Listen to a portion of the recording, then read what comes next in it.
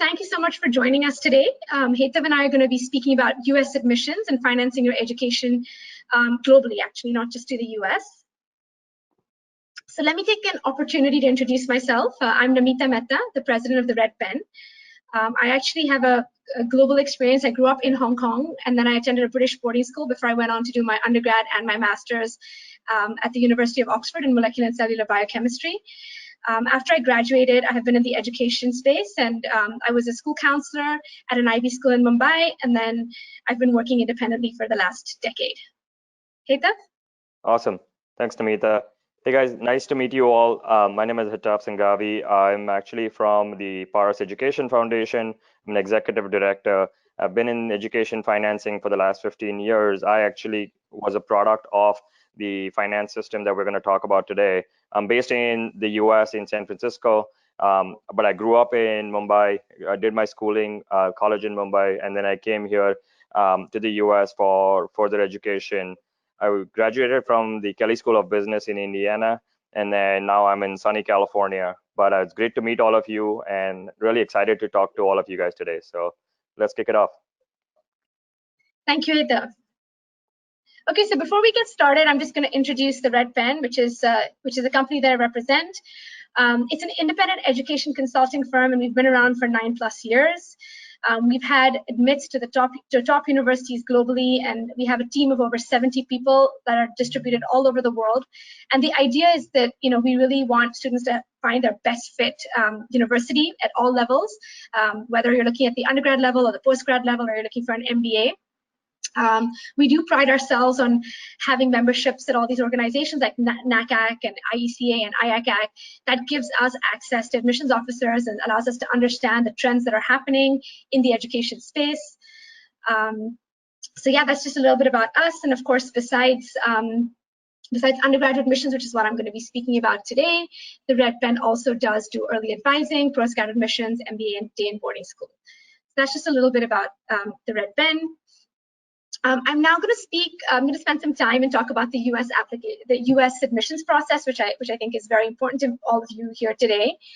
But before I get started, I just want to say that we have a chat box. Please feel free to ask whatever questions you have. We will definitely get to them. Hetav and I have kept over 20-25 minutes for Q&A because we really do want to answer your questions and help you understand this process and the loan process in the best way that we can. So please do that. I'm sure you can see the chat box at any point in the presentation while I'm speaking or Hetav speaking, put your question and we'll certainly address it at the end. Okay, so let's talk about the US application process and the US admissions process. So the US admissions process is by far the most complicated admissions process in the world. There's so many components to it, and I'm going to explain that in a little bit of detail now. If you can see the bubbles on my screen, there's a big bubble. It's called the data bubble, and it's the biggest bubble for a reason. The data is the most important aspect of an application to any university globally and to the US. They really do want to make sure that you're going to be able to cope with the academic rigor in the institution that you eventually go to or that you're eventually admitted to. So what are they looking at? They're looking at your college prep grades, your exam grades. What does that mean? That means that they're looking to see whether you have the right subjects and whether you've taken the right exams so that you're going to be, a successful candidate at that university. College prep grades means, sometimes if you're looking at doing engineering, they might want you to have certain math courses that you've taken, or they might want to see that whatever curriculum you study, you've taken, the most competitive science courses, for example, if you want to do engineering. Now, the strength of your curriculum. They like to see, they do look at which curriculum you're coming from. And I do want to make a point here that they're open to all curricula. In fact, a lot of the students that we have worked with that have been admitted to the top universities in the US have not necessarily come from an IB curriculum or an international curriculum.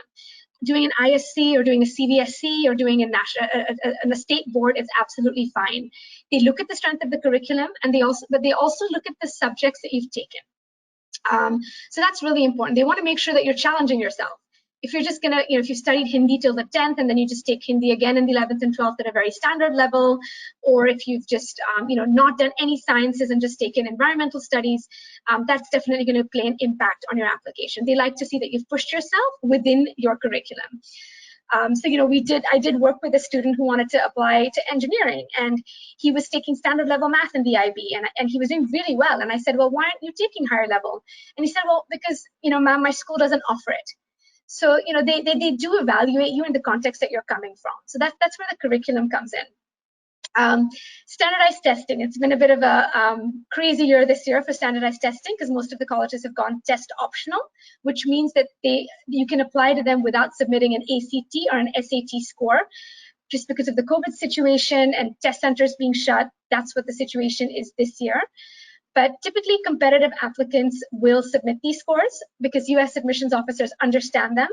And it just is another data point for them to evaluate you on. So the standardized test scores are also an important part of the application.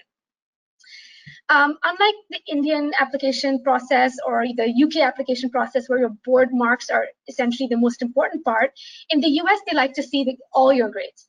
So the grades that you've received since you've been in high school. So your 9th grades, your 9th grade transcript, your 10th grade transcript, your 11th grade transcript, and your 12th grade transcript. In addition to that, they also like to see what predicted score your school thinks you're going to achieve at the end of the 12th grade. So this is the data bubble, and it is the biggest for a reason because it is the most important part of your application. Having said that, sometimes you can have perfect data and you're still not admitted to the best schools because they also do evaluate your talent and your voice. And I'm going to speak about that now. So US universities love to see students that are involved in the community, students that have interests beyond just going to school, students that have talents. They're not looking for students that are dabbling in 10 different activities and just doing each of these activities at a superficial level. They like to see that you've gone into depth. What extracurricular activities are you involved in and why? What are your unique talents? What kind of leadership have you been able to show? And at the same time, are you a collaborative learner as well? Are you do you work well in a team? And there is no formula here. It's not like if you say, hey, if I'm a national level squash player and I play the piano, then this is going to fit the bill for Harvard. It doesn't work like that. Do what you're interested in, and automatically that will come through in the application. And again, I just want to reiterate the point that it's depth versus breadth. Doing 2 or 3 activities and doing it over a consistent period of time versus just doing one internship the summer before you apply. The depth is what they're looking for. They're not looking for you to be a talented sportsman and a musician and someone who loves social service and someone who's done an internship. They're just looking for somebody who's passionate about a particular cause, interested in a sport perhaps, has a unique talent, and is then able to articulate in that application, articulate that in your application. So all the extracurricular activities that you do will be summed up through the counselor letter of recommendation. All US universities expect counselors to expect a counselor to write a letter of recommendation for you. So that then leads to the voice part of the application. The voice is essentially an opportunity for you to tell the admissions team something that they're not going to see from your data, something that they're not going to be able to see from your resume. What is your personality like?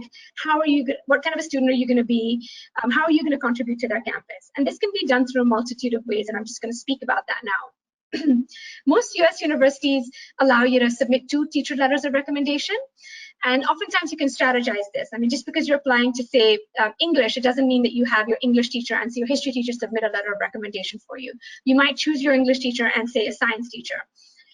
Because they like to see that you're a well-rounded student, because the US system works in that way, and I'll speak about that in a minute.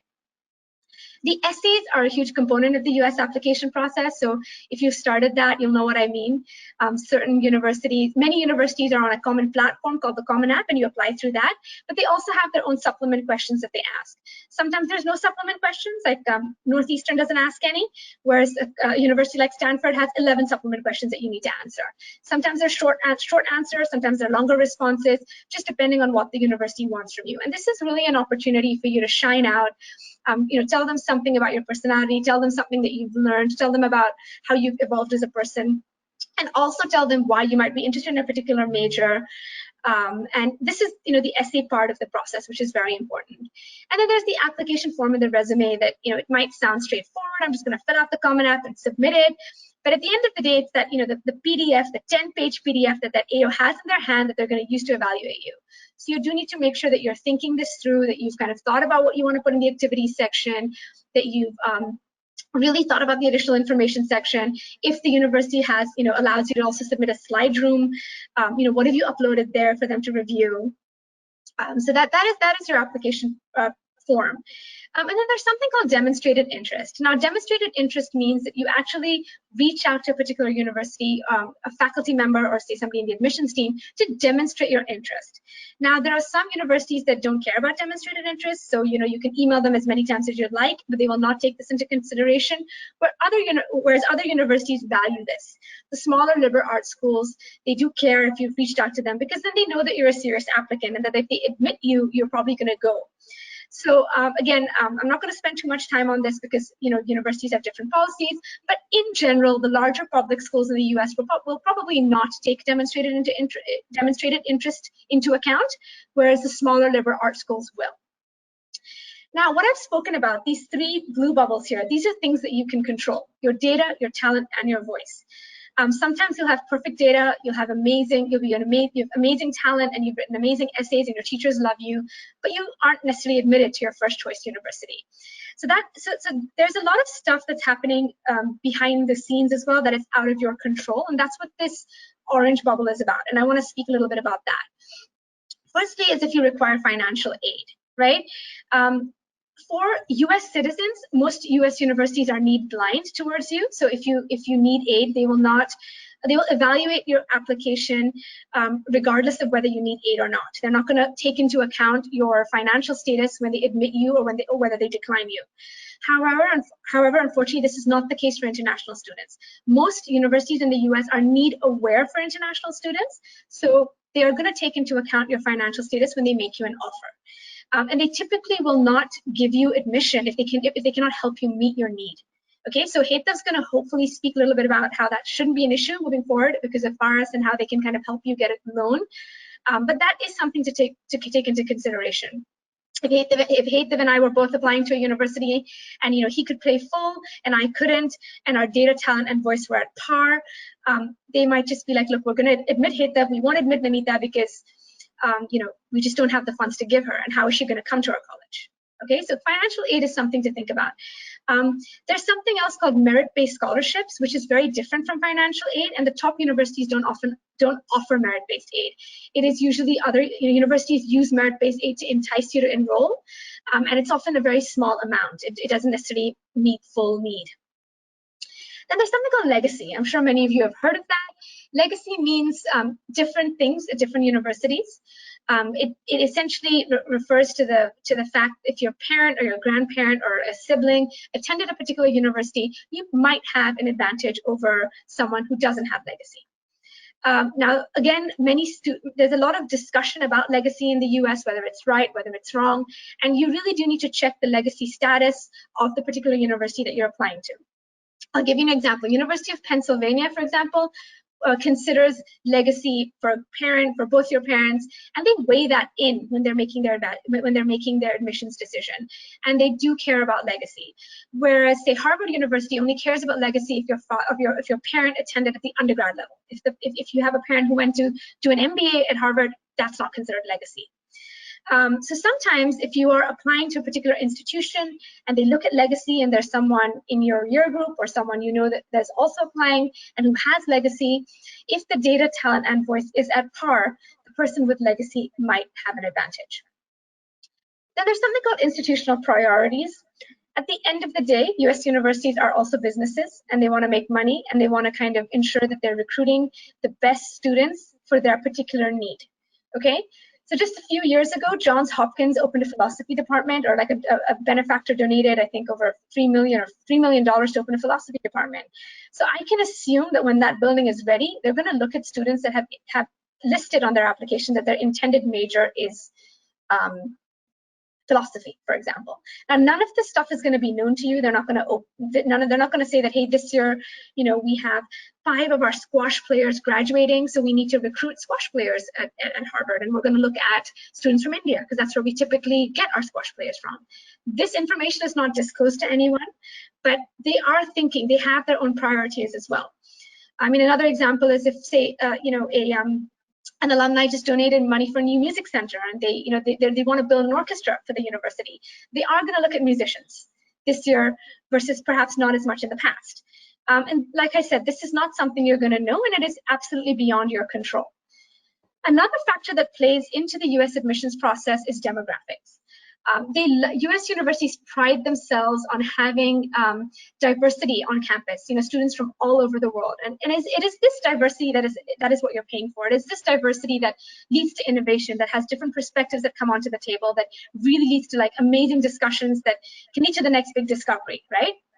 And what they've realized is that diversity among countries is not enough anymore. It's diversity within a country as well, right? So there are universities that will look at students in, say, second and third tier cities in India because they already have so many kids from Bombay and Delhi, right?